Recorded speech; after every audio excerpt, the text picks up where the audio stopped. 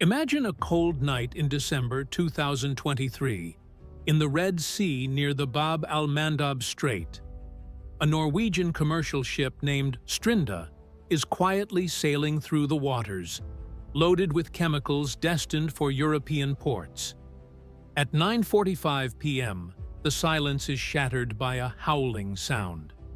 An anti-ship ballistic missile, launched from the Houthi-controlled coast of Yemen, streaks toward the ship like a meteor. The crew has just seconds to figure out what's happening. Boom! The missile slams into the deck, fire spreads across the ship, and thick black smoke fills the sky. In the hours that follow, two more ships, a container vessel and an oil tanker, are targeted by suicide drones. This isn't just a simple attack. It's a declaration of war from the Houthis, shouting, "The Red Sea belongs to us." On a dark, mysterious night in the Red Sea, the Houthis lay in wait behind the rugged mountains of the Mocha port. With hidden radars tucked away in caves, capable of spotting ships up to 100 kilometers away, they watched commercial vessels like prey. They had gotten their hands on deadly weapons, anti-ship ballistic missiles like the Qiam, traveling at 4,800 kilometers per hour with a 300-kilometer range, able to tear through ship hulls. Handmade Samad-3 drones with a 1,500-kilometer range and a speed of 200 kilometers per hour, packed with explosives and nearly invisible to radar. They also had fast boats, small but swift, hitting speeds of 80 kilometers per hour, loaded with dynamite and ready to detonate. Together, these formed a covert army, lurking in the night for their hunt. The night of the attack began with an encrypted signal. In a dusty bunker, a Houthi commander barked into a radio, "Begin!" The first ballistic missile roared into the sky with a terrifying howl, its red glow lighting up the darkness. Its target, the Norwegian Strinda. The missile struck the deck, fire erupted like a wave, and thick smoke blanketed the area. Minutes later, two Samad-3 drones hit a container ship. The explosion was so powerful its light could be seen from afar. A fast boat then sped toward a massive oil tanker. The crew tried to fend it off with gunfire, but the boat exploded, setting the water ablaze and sending shockwaves that rocked nearby vessels. Now, it was the turn of the USS Laboon, an Arleigh Burke-class destroyer, a warship patrolling the region like a floating fortress. Equipped with Tomahawk missiles and advanced systems, it was a force to be reckoned with. But the Houthis weren't content with just hitting commercial ships. They were after a bigger prize. In the dead of night, another fast boat, lights off and engines muffled by the water, charged toward the Laboon. On the destroyer's deck, a young sailor with thermal binoculars, capable of detecting heat signatures up to 20 kilometers away in the dark, suddenly shouted, "Enemy boat, 3 o'clock." The commander, with a sharp glance, ordered, "Activate the phalanx." The phalanx system, an automated gun firing 4,500 rounds per minute with radar-guided precision, unleashed a wall of fire. The fast boat was shredded in seconds and sank into the sea, but its explosion sent a wave that jolted the destroyer. This surprise attack proved the Houthis were no longer a simple group. With their missiles and drones, they could threaten global trade and even challenge U.S. warships. In Washington, the lights in the operations room stayed on until morning. This was an invitation to battle, and America was gearing up to respond. A few weeks after the Houthi attacks, in January 2024, the Red Sea was no longer the calm place it once was. Commercial ships were either halted or moving with trepidation. On the deck of the USS Gerald R. a massive aircraft carrier anchored in international waters like a floating city, the atmosphere was thick with tension. The crew, with tired but sharp eyes, monitored radar screens and intelligence reports. The Houthi attacks were no longer just a minor nuisance. They had become a major threat, paralyzing global trade. Insurance rates for ships had skyrocketed. Shipping companies were teetering on bankruptcy, and the world was waiting for a proper response from the United States.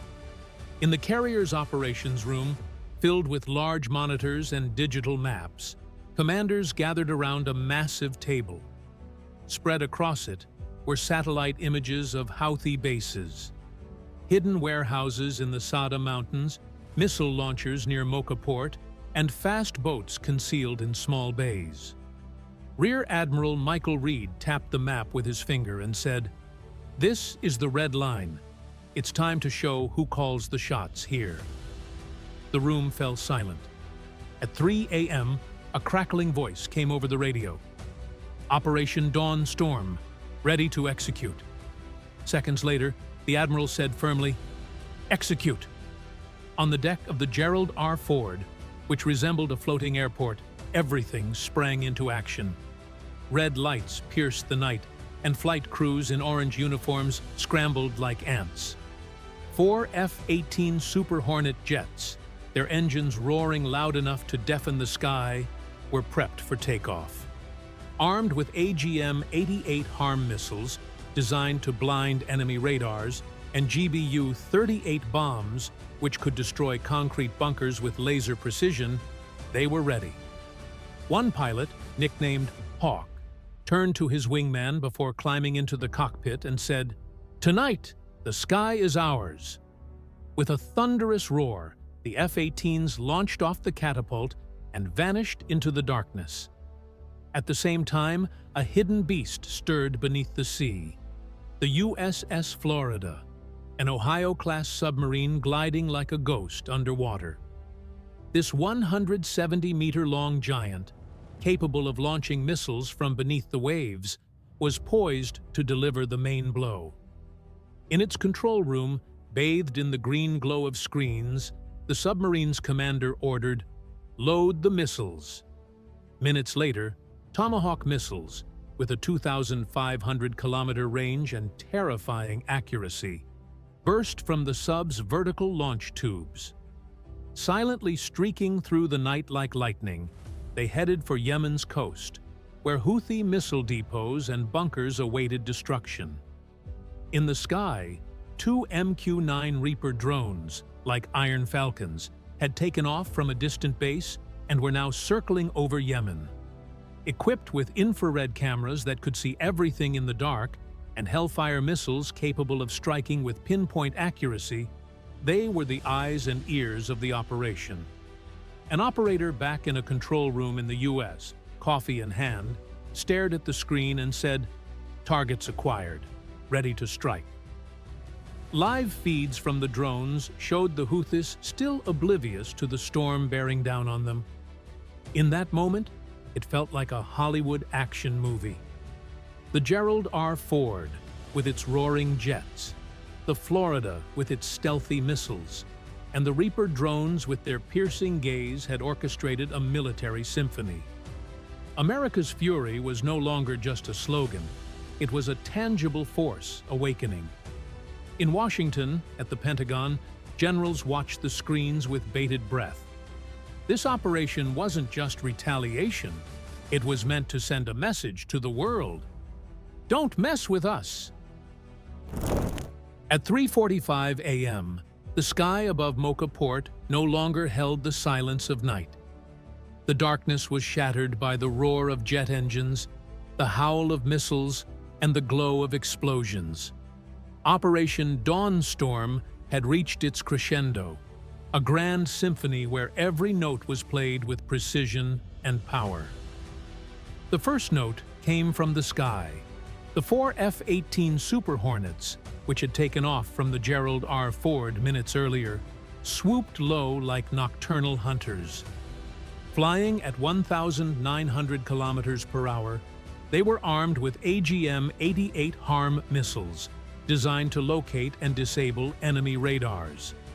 Hawk, now laser-focused in his cockpit staring at the radar display, pressed the launch button and radioed, "Radars hit!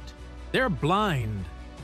The HARM missiles struck the Houthi radar installations in the mountains like lightning, and within seconds, the enemy screens were flooded with static.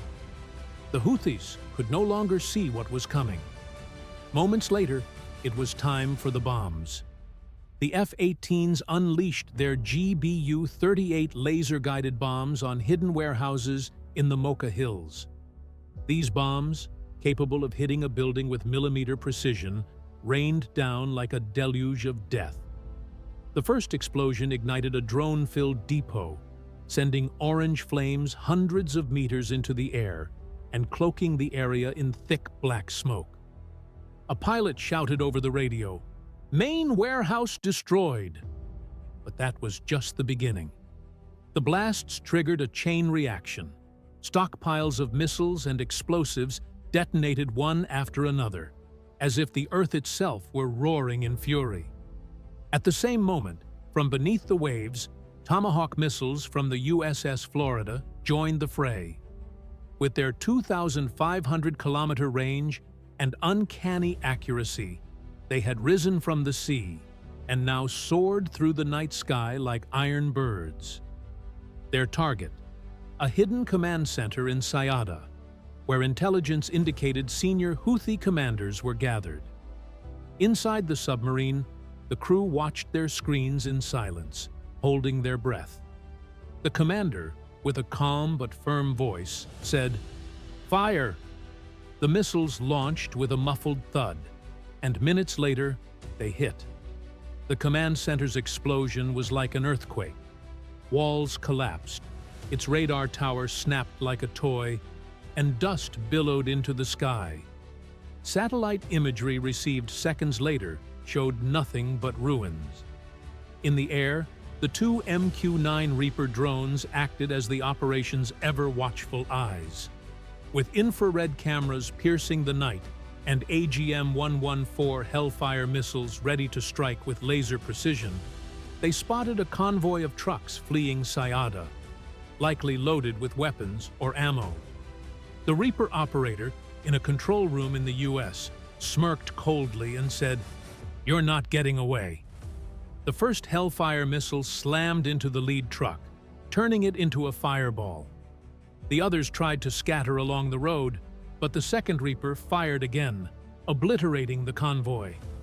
Live footage from the drones looked like a war movie, a road engulfed in fire and smoke, with no sign of movement. The ground was still trembling from the blasts when a new sound filled the air. Seahawk helicopters, launched from the Gerald R Ford, were now patrolling the coast. Armed with heavy machine guns and small missiles, they hunted for the remaining fast boats. A pilot nicknamed Sea Wolf spotted a suspicious vessel speeding through a bay. With a swift maneuver, the helicopter descended and opened fire. The boat was torn apart in seconds and sank into the water. The pilot chuckled over the radio. "That's the last survivor." The symphony of destruction ended in 20 minutes, but its impact was like a storm that had swept everything away. 5 key bases, 2 massive warehouses stuffed with missiles and drones, and a communications relay tower were reduced to rubble. The Houthis didn't even have time to grasp what hit them. In the Ford's operations room, Rear Admiral Reed stared at the screen and, with a deep breath, said, "It's done." But this wasn't just the end of a battle. It was the start of a bigger message. The morning after, as the sun rose over the Red Sea, Mocha Port looked like a scorched battlefield. Thick smoke still swirled in the sky, and the missile warehouses, once brimming with weapons, were now reduced to heaps of ash and melted metal. Deep craters in the mountains marked where bombs and missiles had struck, and the air reeked of burning fuel. In the Saada Mountains, the Houthi command center was obliterated. The communications relay tower, which once broadcast signals, lay on the ground like a broken metal skeleton, while the charred remains of a truck convoy littered the road. MQ-9 Reaper drones, circling the area like sharp-eyed sentinels, beamed live footage back to the USS Gerald R. Ford and the Pentagon. The images confirmed a devastating blow. Bases were destroyed, and no Houthi movement was detected. But the Houthis, reeling from the shock, tried to regroup. Hours later, they issued a loud statement claiming, "We repelled the American attack." They even held up a piece of burnt metal, declaring, "This is an American drone." But the Reapers revealed the truth. It was just a fragment from one of their own warehouses. In the Red Sea, commercial ships, which had been paralyzed by fear for weeks, breathed a sigh of relief. The Gerald R. Ford, like a towering guardian, patrolled the waters with pride. Calm had returned, but everyone knew it was only a temporary lull. The world reacted quickly. In New York, Bloomberg analysts hunched over their computers, predicting a small spike in oil prices. But as ships resumed movement, the situation stabilized. Gulf countries like Saudi Arabia and the UAE issued cautious statements, saying, "We want peace." Privately, though, they were pleased with the blow to the Houthis. At the United Nations, China and Russia took to the podium with frowns, calling the strike provocative. Iran, long a behind-the-scenes backer of the Houthis, didn't stay silent. In Tehran, a military official appeared on television with a harsh tone, declaring, "This American aggression won't go unanswered." Reports suggested that Iran, furious over the destruction of Houthi bases, had begun sending encrypted messages to its regional allies. Some speculated that fast boats or new missiles might soon arrive, but for now, it was just threats. At the Pentagon, generals kept a close watch on the response. The storm had passed, but its dust still hung in the air, and the message was clear. America had flexed its might, but Iran might see this as an invitation to fight. Now, it's your turn. If you were the commander of the U.S. Navy and saw the Houthis hitting ships and even approaching your warships, what would you do? Would you launch a swift, decisive operation like this, or hold back and try negotiation? Let us know in the comments. And one more question. If you were the Houthis and got this heavy response from America, would you change your strategy or keep up the attacks? We're waiting for your thoughts. If you enjoyed this thrilling story, hit that like button, subscribe, and ring the bell so you don't miss the next adventure. In our next video, we're diving into another real battle that shook the world. Until then, stay sharp and stay safe.